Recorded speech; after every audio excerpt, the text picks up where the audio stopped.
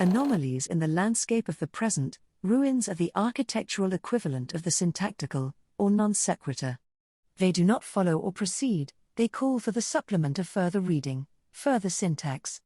These often massive and almost always empty material structures are both over and underdetermined. They stand poised between the forms they were and the formlessness to which, in the absence of restoration, they are destined. They lose their original purposes and have the singularity of artworks, yet they are severed irremediably from their contexts of production. In the present they are fused, almost always destructively, with their immediate natural environments. They call for an active, moving viewer, often a traveler with a consciousness distinct from that of a local inhabitant, who can restore their missing coordinates and names. Their most well-known student, the 18th-century Venetian and Roman engraver architect Giovanni Battista Piranesi, called them, in the dedication to his 1743, Quest Parlanti Ruina, these speaking ruins. Born in 1720 in Mogliano Veneto, near Mestre, Piranesi was the son of a stone mason and throughout his life described himself as a Venetian architect. Piranesi's fascination with stone and vaults, particularly on a magnificent scale, evolved from his family's long interest in the origins of architecture in general and Roman monuments in particular. His brother Angelo, a Carthusian monk, provided him with lessons in Greek and Latin and a knowledge of ancient history, studies that fired him with zeal for classical antecedents.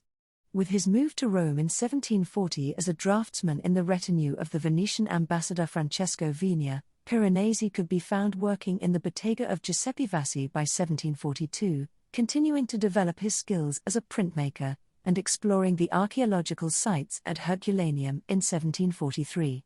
When, out of funds, he returned to Venice, he frequented the studios of Tiepolo and the engraver Giuseppe Wagner and eventually, in 1747, returned to Rome as Wagner's agent. In a period of less than a decade, he went on to publish his fantastic architectural images of the worked-out plans for two drawing series, the Grottos or Grotesques, and the Imaginary Prisons, and began the production of his first set of. These early works by Piranesi already indicate the promise of what we might call the paper architecture, an evolving practice that eventually will bring together exacting details of first-hand observation and the farthest reaches of the draftsman's imagination. His speaking ruins, glimpses and vistas alike, broken open and inside out, vanishing and revealing at once, inspire his lifelong pursuit of the reality of the past, his methods shaped by his overarching commitments to speculation and artistic freedom. In his preface to his 4-volume work of 1756, Piranesi explains that he plans to recreate Roman space on paper. When I saw the remains of the ancient buildings of Rome lying as they do in cultivated fields or gardens and wasting away under the ravages of time, or being destroyed by greedy owners who sell them as materials for modern building, I determined to preserve them forever by means of engraving. In the course of the development of his work, he displays a vertigo-inducing facility for moving between the page and the architectural space. The very title of ca. 1749, from the evokes a kind of trompe-l'oeil indicating the word for the engraving plate itself, as well as what might be considered to be the monumental central image it presents, the tabula rasa facade of a stone block framed by an egg and dart border on which rest, or are hung, several cameos of figures in ancient drapery. The block is flanked to its left, at a recession, by another, similar, stone block. And yet it would be just as possible to believe we are looking at stone blocks of varying proximities, against each of which rests a picture frame. Or, perhaps more accurately, we could argue that it is only the title of the plate that gives the tabula its centrality within a veritable cascade of images. The work's feathery curving lines obviously owe a debt to Piranesi's exposure to Tiepolo, and especially the older Venetian's 1743.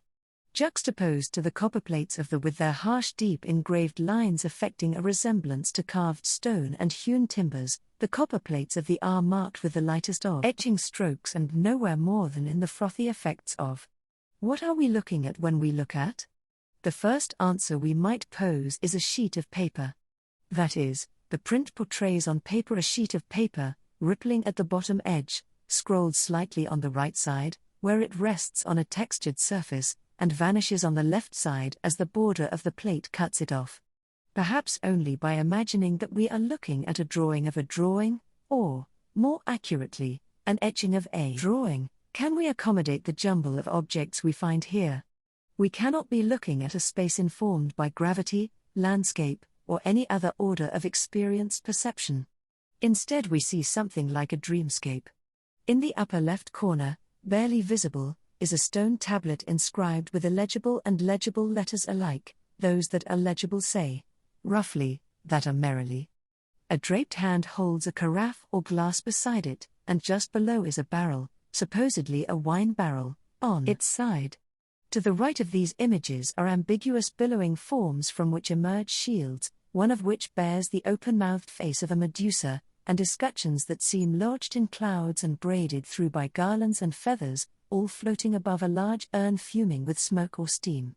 To the left of this cluster of plumes a trumpet is suspended over the great stone block.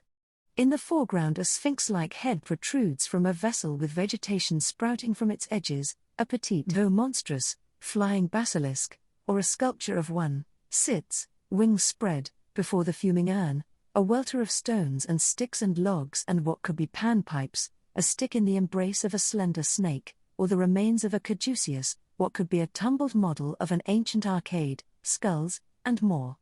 The overabundance of particulars and the paucity of identifiable wholes here put the viewer-reader in a quandary. It is not simply that forms are ambiguous but rather that things and the atmosphere in which they reside are in transformation, they emerge, recede, change shape, scale, and dimension, foreground and background and horizon, perspective lines and point of view. For example, are we looking up or looking down? Are indeterminate. We are inhabiting a paper world with its own internal dimensions of time and space. It is therefore not surprising that the four plates, the skull-littered architectural extravaganza of, the tumbling sarcophagi, tombs, and cascades of water, threaded with curling serpents, of, and the architectural debris, chains, bones, sphinx, reclining figures, and Hermov, have been variously interpreted as allegories. The temptation to allegorize presented by these prints underscores Piranesi's unsurpassed skill in recreating temporal sequence by means of works in series as well as the hermeneutic difficulties of reading the fragments and detritus of history. Both the and the are vital for understanding Piranesi's relation to his speaking ruins. Uncommissioned works, determined so far as we can know solely by the expressive, intellectual, and technical needs of the artist, these early works set out a paradigm for printmaking that engages the connections between words, images, and their reference at every level, not the least of which is the fertility of reproduction. The vast machines of the well-known, which seem designed to humiliate human powers of cognition and physical strength, are artifacts of a human hand. Their enormous enclosed space is the products of an even more enormous visionary mind. In the plate known as numbered 9 from the second edition onward, the cavernous architecture is intact, but the barely discernible figures, in torqued struggle along the rim, bowed in the foreground, or collecting in the distance, seem broken, nearly destroyed by some violence or suffering. A space above the wheel is evocative of sky, but is not sky, only adding to the feeling of claustrophobia and agoraphobia at once and so typical of the as a group.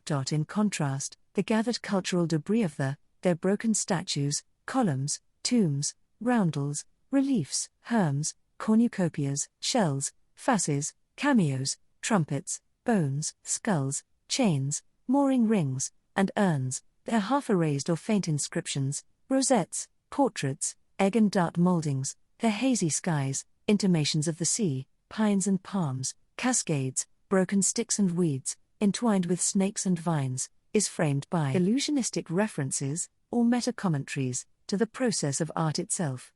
The image resolves, as it approaches the plate mark, to abstraction or a trompe-l'oeil representation of the ground as paper. The lower right edge shows a painter's palette lying on what seems to be the ground. And we find, sticking up through a hole in a fallen, or scroll-shaped ornament, a set of paintbrushes. Viewed in relation to one another, the end are a brilliant exercise in the representation of emptiness and fullness. The vast and looming, their stairs and ladders leading to nowhere, continually drawing the eye upward to where glimpses of life and light might appear, as they do to the inhabitants of Plato's cave, are defined by lack.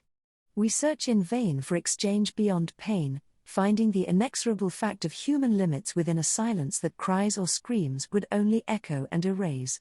The are, by contrast, forests of symbols, dense with a kind of visual noise that demands the eye to keep searching particulars. The viewer is in the open, in this case, perhaps too free and confronted with an endless interpretive task. All of Piranesi's early work manifests the tension between the closed actuality of material fact and the endlessly open possibilities tradition offers to invention. The ruin and disintegration of bodies and forms are transferred to the plate, but not simply to memorialize or capture them. Piranesi makes ruin the ground of a prolific reproduction. The recent discovery that Piranesi used not only etching needles and several kinds of burins but also the more forceful, a tool employed in metal sculpture, helps us understand the repertoire of lines he had at his disposal. Giovanna Scaloni writes that in the Piranesi uses the burin to bite into the metal with near violence, accentuating the deep volumes of the images, adding to their strong aura of three-dimensionality.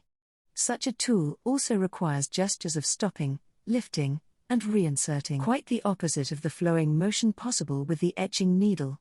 The completely man-made world of the, with their blocked, resolutely enclosed spaces, could not find a greater contrast to the fluid, organic motion created in the via the etching needle.